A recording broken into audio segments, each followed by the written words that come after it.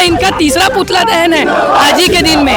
देख रहे कि कैसे कांग्रेस के कार्यकर्ता पुतले को हाथ में लिए हुए हैं। आप देख रहे हैं पुलिस द्वारा भी पानी छिड़का जा रहा है पुतले पर, फिर भी कांग्रेस के कार्यकर्ता उन्हें बुझाने का मौका नहीं दे रहे हैं। आप उस पुतले में देख सकते हैं कि अडानी और ईडी दोनों का फोटो लगाकर कांग्रेस पार्टी के कार्यकर्ता पुतला दहन कर रहे हैं। जन्मदिन था कल, अरे दुश्मन भी सोचता है कि दो घर छोड़ दे। भूपेश बघेल जी ऐसे लीडर हैं, वो न डरेंगे, न झुकेंगे, न टूटेंगे। वो 22 जुलाई को हमारा पूरा प्रदेश में चक्का जाम, उड़िया चक्का जाम, पूरा प्रदेश की चक्का रुक जाएगा, पूरा प्रदेश जाम होगा। बिना सशक्त विरोधी या विपक्ष के सदन का काम नहीं चलता। हम सब एकजुट हैं और कोई टूटेगा न झुकेगा। कांग्रेस का एक एक कार्यकर्ता इतने ताकतवर है, लेकिन दूसरा गंगा भारतीय जनता पार्टी है। यहाँ भी कुकर्म करो, भारतीय जनता पार्टी में चले जाओ और आपके सब पाप धुल जाएंगे। नमस्कार दोस्तों, मैं आकाश मुरली तिवारी और आप देख रहे हैं न्यूज़ 365 डे छत्तीसगढ़। दोस्तों, आपने कल देखा ही होगा कि छत्तीसगढ़ के पूर्व मुख्यमंत्री भूपेश बघेल के यहाँ कल ईडी ने दबिश दी। और आपको बता दें कि कल उनके बेटे चैतन्य बिट्टू बघेल का भी जन्मदिन था और उनके जन्मदिन के ही ईडी द्वारा उन्हें गिरफ्तार करके ले जाया गया। दोस्तों, उसी के विरोध में आज पाटन ब्लॉक कांग्रेस कमेटी द्वारा सरकार और ईडी के विरोध प्रदर्शन में पुतला दहन का कार्यक्रम रखा गया, जिसको आप पीछे देख सकते हैं कि कांग्रेस के वक्ता सभी अपना अपना बात इस पुतला दहन कार्यक्रम के माध्यम से यहाँ रख रहे हैं। हमारे युवा ऊर्जा से भरे हुए अडानी, अंबानी और छत्तीसगढ़ स्तर के बहुत बड़े सब व्यापारी है, जीवन धान ला सोसाइटी में आते अपन, चाहे वो तमनार का मामला हो, चाहे वो खातू मामला हो, चाहे बेरोजगारी मामला हो, हर मामला में माननीय भूपेश बघेल जी बहुत ईमानदारी के साथ हर मुद्दा यहाँ उठाया था। अभी हमारे साथ पाटन एनएसयूआई विधानसभा के अध्यक्ष युवराज साहू हैं, उनसे भी जानते हैं कि उनका इस मामले में क्या कहना है। कल ईडी द्वारा चैतन्य बिट्टू बघेल जी को गिरफ्तार करके ले जाया गया, इस गिरफ्तारी को आप किस नज़रिए से देखते हैं? कल ईडी द्वारा हमारे माननीय पूर्व मुख्यमंत्री भूपेश बघेल जी के यहाँ द्वेषपूर्ण जो षड्यंत्र रच के ये भाजपा की सरकार और ईडी ने जो षड्यंत्र रख के उनके यहाँ जो छापा मारा है और हमारे जो निर्दोष चैतन्य बघेल जी न राजनीतिक कोई भी कार्यक्रमों में रहते हैं, उनको द्वेषपूर्ण षड्यंत्र रचकर उनको अंदर किया गया है, जबरदस्ती उनको फंसाया गया है। जहाँ देखो रमन सिंह के बेटा सांसद बन गए और कब को मुख्यमंत्री बेटा विधायक बन गए, बड़े बड़े पद में पगड़ा बैठे हैं, लेकिन हमारे माननीय भूपेश बघेल जी के बेटा बिट्टू हा, चैतन्य जी हा, कोई पदभार नहीं संभाले है। तब तो ये मल्लत का डर है कि बिट्टू ला उठा के जेल लेके है। बिट्टू भैया जिंदाबाद करेंगे हम, ऐसे सीधा लड़का ला गिरफ्तार करेंगे। अब अरे हमारे तबे गुस्सा कांग्रेसी वाला गुस्सा हमें और साथों साथ पूरा प्रदेश के देश के आम जनता घरों गुस्सा हमें जुर्म के टक्कर में और जोर जुर्म के टक्कर में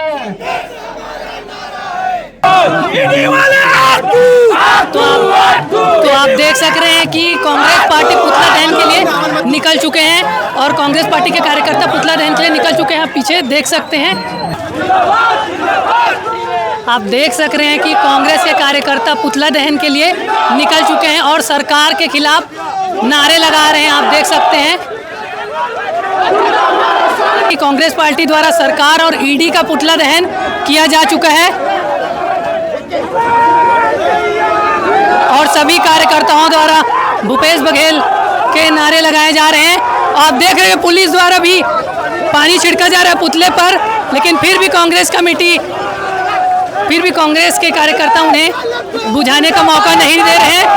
और आप देख रहे हैं कि कैसे कांग्रेस के कार्यकर्ता पुतले को हाथ में लिए हुए हैं।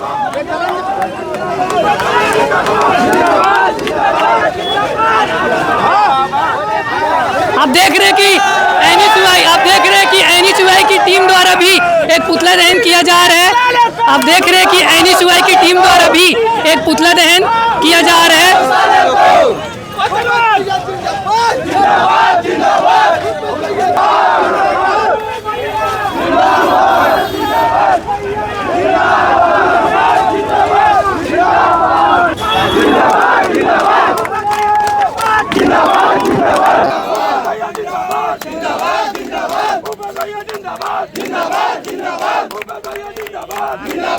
इनका तीसरा पुतला दहन है आज ही के दिन में। आप देख रहे हैं कि कैसे कांग्रेस पार्टी के कार्यकर्ता भूपेश बघेल जी के लिए संघर्ष के नारे लगा रहे हैं। आप उस पुतले में देख सकते हैं कि अडानी और ईडी दोनों का फोटो लगाकर कांग्रेस पार्टी के कार्यकर्ता पुतला दहन कर रहे हैं। इस मामले को लेकर अभी हमारे साथ दुर्ग जिला ग्रामीण कांग्रेस कमेटी के जिला अध्यक्ष राकेश ठाकुर जी हैं, उन्हीं से जानते हैं इस पूरे मामले के बारे में। अध्यक्ष जी, आज के आपके कांग्रेस पार्टी के द्वारा ईडी और सरकार के पुतला दहन के मेन उद्देश्य क्या है? इसके माध्यम से आप सरकार तक क्या संदेश पहुंचाना चाहते हैं? देखिए, सरकार तो कौन चला रहा है, उनका संदेश पहुंचाए क्या पहुंचाए वो समझ में नहीं आता, पहली बात। दूसरा बात ये है, कल आपने देखे होंगे कि चैतन्य बघेल जी को गिरफ्तार कर लिया ईडी ने। उसके विरोध में आज हम लोग ने पुतला दहन किए हैं। एक किसान, कोई राजनीतिक व्यक्ति भी नहीं है, वो किसान है शुद्ध, वो बेचारा इतना सीधा साधा है, उसको गिरफ्तार कर लेते हैं। सबसे बड़ी बात तो ये है, विपक्ष को ख़त्म करने का काम ये नरेंद्र मोदी की सरकार कर रही है। अडानी की जहां बात आती है, नरेंद्र मोदी जी ईडी सीबीआई भेज देते हैं। भूपेश बघेल जी ने एक ही नारा दिए, एक पेड़ माँ के नाम और बाकी पेड़ अडानी और बाप के नाम करके, तो इनको मिर्ची लग गई। उसके बाद तमनार गए। तमनार में जो पेड़ कटाई हो रहा है, आदिवासियों को जो पट्टा मिला था उसके भी पेड़ को काट दे रहे हैं और पूरी जंगल को ख़त्म करके वहाँ कोयला खदान बनाने के अडानी को दे दिया गया। उसको रोकने के लिए भूपेश बघेल जी 20 विधायकों के साथ गए। इनको इतनी तकलीफ हुई इस चीज़ से, क्योंकि जहां अडानी की बात आएगी तो ईडी और सीबीआई यहीं भेजेंगे। वही काम करे, इसके पहले भी एक बार ईडी फिर सीबीआई और अभी ईडी, और कल गिरफ्तार करके ले गया गया। जबकि इसके पहले 2 बार आया, 2 बार में कुछ मिला नहीं, तीसरे बार आता है, दूसरा कोई बयान दे दिया, उस बयान के बिहाफ में उनको गिरफ्तार करके ले जाया जाता है। तो ये भारतीय जनता पार्टी की बौखलाहट है। मैं तो ये बोलूँगा, गिरफ्तार उस दिन करते हैं आप जब उस व्यक्ति का, उस भाई का जन्मदिन था कल।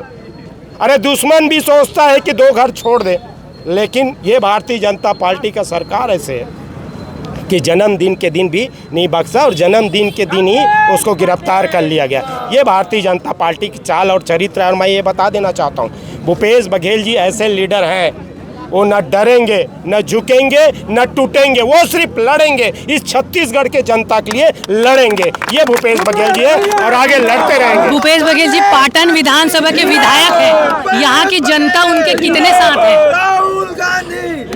100% जनता साथ है। आज के पुतला दहन में ये भीड़ बता रहा है। हाँ, मैं जिला अध्यक्ष हूँ, मैं जिला स्तरीय आज पुतला दहन यहाँ रखने के लिए बोला। मैंने किसी को नहीं फ़ोन किया, सिर्फ मैसेज चला कि आज पुतला दहन है और इतने लोग आए हैं। तो मैं तो ये बोलूँगा, आपको एक चीज़ बता देना चाहता हूँ, ये तो हमारे कांग्रेसी साथी है और आमजन है। मैं आपको बता देना चाहता हूँ, आज भारतीय जनता पार्टी के लोग भी इस बात को बोल रहे हैं कि उनके साथ गलत हुआ है। आज उनकी भी सिंपैथी अगर भारतीय जनता पार्टी की तरफ रहा होगा, उनका भी सिंपैथी अब भूपेश बघेल जी की तरफ आ गई है इस घटने के बाद। भाजपा छत्तीसगढ़ द्वारा पोस्ट डाला था कि बेटा बाप 10 नंबरी और बेटा 10 नंबरी, इसका क्या कहना है आपका? भारतीय जनता पार्टी की आप बात करो, उनका रमन सिंह जी का बेटा अभिषेक सिंह, जिनका अभिषेक सिंह के नाम से उनका विदेश में खाता था।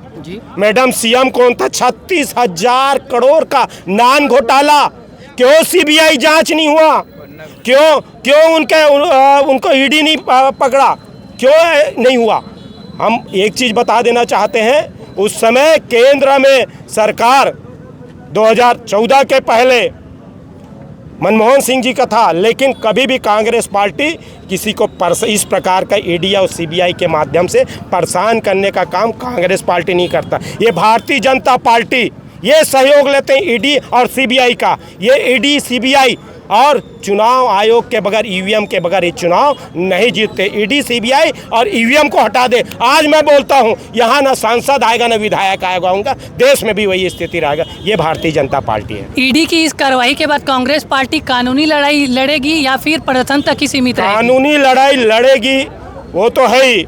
हमारे नेता लड़ेंगे या ये न्यायालय का मामला है, न्यायालय के माध्यम से लड़ा जाएगा। लेकिन रोड की लड़ाई अभी आपको बता देना चाहता हूँ, 22 जुलाई को हमारा पूरा प्रदेश में चक्का जाम, उरिया चक्का जाम, पूरा प्रदेश की चक्का रुक जाएगा, पूरा प्रदेश जाम होगा। वो करने वाले हैं क्योंकि छत्तीसगढ़ के अस्मिता के साथ एक खिलवाड़ हुआ है। छत्तीसगढ़ के एक ऐसे लीडर के ऊपर वार हुआ है, उनके परिजन के ऊपर वार हुआ है, क्योंकि जो छत्तीसगढ़िया का एक स्वाभिमान है, छत्तीसगढ़िया का आन बान शान अगर किसी को बोला जाता है तो भूपेश बघेल जी हैं। उनके परिजन के यहाँ हुए हैं, तो पूरे प्रदेश में चक्का जाम 22 जुलाई को किया जाएगा। ईडी जैसी जांच एजेंसियों पर कांग्रेस पार्टी कितना विश्वास करती है? देखिए, ईडी सीबीआई तो ऐसे है कि ये कहीं भी पहुंच जाते, जिसके यहाँ कुछ नहीं रहता। मैं एक उदाहरण आपको देता हूं, भाई विनोद तिवारी का। उनके यहाँ ईडी चला गया, वो बेचारा खुद किराए के मकान में रहता है। वो जो किराए के मकान में रहता है, वहाँ का टाइल भी टूटा हुआ है, वो टाइल को नहीं बनवा सकता, टाइल को लगवा नहीं सक रहा है। उसके यहाँ तो ईडी पहुँच गया। इसका क्या है, खुद ईडी वाले बोले हैं कि हमारी स्थिति तो यार एक पुलिस के बराबर नहीं, पुलिस भी थोड़ा सम्मानजनक करता, हमारा तो स्थिति उससे भी खराब कर दिया इन्होंने। ये भारतीय जनता पार्टी का है, ये भारतीय जनता पार्टी बोल के सब जगह ईडी सीबीआई भेजती है। कल की ईडी की कार्यवाही के दौरान अब जनता के समक्ष कांग्रेस की छवि पर क्या प्रभाव पड़ेगा या प्रभाव नहीं पड़ेगा? आपको एक चीज़ बता दूं, अभी आपने सुने होंगे, अभी हमारा धरना चल रहा था। पिछले बार तो 14 सीट ले आए थे, इस बार 10 भी नहीं पहुंचेंगे। ये स्थिति है, मैंने आपको पहले ही बोला। भारतीय जनता पार्टी का लोगों का जो उनके प्रति सिंपैथी था, इस घटना के बाद उनकी सिंपैथी वहाँ ख़त्म हो गई। अब भूपेश बघेल जी की तरफ सिंपैथी पूरी आ गई। इससे कांग्रेस पार्टी को नुकसान नहीं होगा। जब जब नेताजी के ऊपर, भूपेश बघेल जी के ऊपर ऐसे कुछ हुआ है, तब वो निखर के आए हैं। और आगे भी आपको बता देना चाहता हूँ कि यहाँ मैं ये भी बता देना चाहता हूँ कि 70 से 80 सीटों के साथ फिर कांग्रेस पार्टी आएगी। इससे कांग्रेस को फायदा होगा, क्योंकि गलत जो निरपराध था, बेकसूर आदमी को गिरफ्तार किया गया है। इसलिए सिंपैथी आज अब मैं बोलूँगा कांग्रेस पार्टी के साथ है। अभी जैसे ईडी की कार्यवाही बार बार भूपेश बघेल जी के घर पर हो रही है, तो इससे जो कांग्रेस के कार्यकर्ता हैं उनमें भय तो नहीं है, कोई साथ तो नहीं छोड़ रहे अभी? और मैंने आपको पहले ही मैं पहले ही बता दिया आपको, इतनी भीड़ बता रही है। अगर भय रहता तो कल जैसे भाजपा कह रही थी कि विरोध प्रदर्शन के दौरान भीड़ बहुत कम थी, उसको लेकर कहना है। गिनने आए थे क्या? आप एक चीज बता दो, आप भूपेश बघेल जी के बंगले में थे कल? कभी उतना भीड़ नहीं रहा होगा जितना भीड़ कल था। और ये भी बता दूं, पूरे नेता एकजुटता के साथ कल धरने के कार्यक्रम में बोला जाए, चाहे कोर्ट में बोला जाए, चाहे भूपेश बघेल जी के बंगले में, सारे बड़े नेता जो थे वो साथ में थे। और आपको एक चीज़ बता दूं, खड़गे जी ने बोल के गए हैं, अभी आए थे तो, ये ईडी सीबीआई का इस्तेमाल कर रहा है। चाहे बड़े नेता के ऊपर कार्रवाई हो, चाहे छोटे कार्यकर्ता को, उसका लड़ाई साथ में मिलकर लड़ना है। तो हम सब एकजुट हैं और कोई टूटेगा न झुकेगा। कांग्रेस का एक एक कार्यकर्ता इतने ताकतवर है, इनके ये भपकियों से डरने वाले नहीं है। आपका इस मामले को लेकर क्या कहना है? ये बहुत निंदनीय है और भारतीय जनता पार्टी के प्रदेश स्तर के नेता तो डरे हुए हैं, लेकिन मैं तो देखती हूँ, सोचती हूँ कि मोदी जी भी डरे हुए हैं, क्योंकि हमारे भूपेश बघेल जी राष्ट्रीय लेवल के नेता बनने जा रहे हैं, पंजाब के प्रभारी हैं। जब से बड़े भैया को, भूपेश बघेल जी को बड़ी पद और बड़ी योग्यता दिखाया गया है, तब उनके घर ईडी और सीबीआई ला के डाला जा रहा है। और सबसे दुखद घटना ये है कि एक माँ के बेकसूर लाल को कल उठा के उनके जन्मदिन के दिन ले गया। मैं वही बार बार कहती हूँ, अपने भाषण में भी बोल रही थी कि मैं भी एक माँ हूँ 2 बच्चे की, और उस माँ के छाती में क्या गुजर रहा होगा जिनके लाल को बिना कसूर के उठा के कल उनके जन्मदिन के दिन ले गया। तो ये तो निंदनीय है और ये अशोभनीय है, और जिनको हम लोग क्या, कार्यकर्ता लोग क्या, जनता क्या, भगवान भी माफ करने वाला नहीं है। भाजपा भारतीय जनता पार्टी को अगला रिजल्ट हमारे विधानसभा में दिख जाएगा। और हमारे भूपेश बघेल जी जब बड़ी कार्यवाही उनके यहाँ हुई है, तब बड़े नेता के रूप में उभरे हैं। आने वाले विधानसभा में भी हमारे भूपेश बघेल जी के नेतृत्व में छत्तीसगढ़ में कांग्रेस की सरकार बनने वाली है, ये निश्चित है।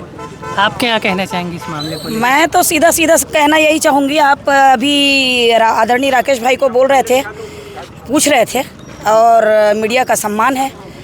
आप ये बोल रहे थे कि ईडी का छापा पड़ने के बाद और जेल जाने के बाद बिट्टू भाई के क्या फ़र्क पड़ा।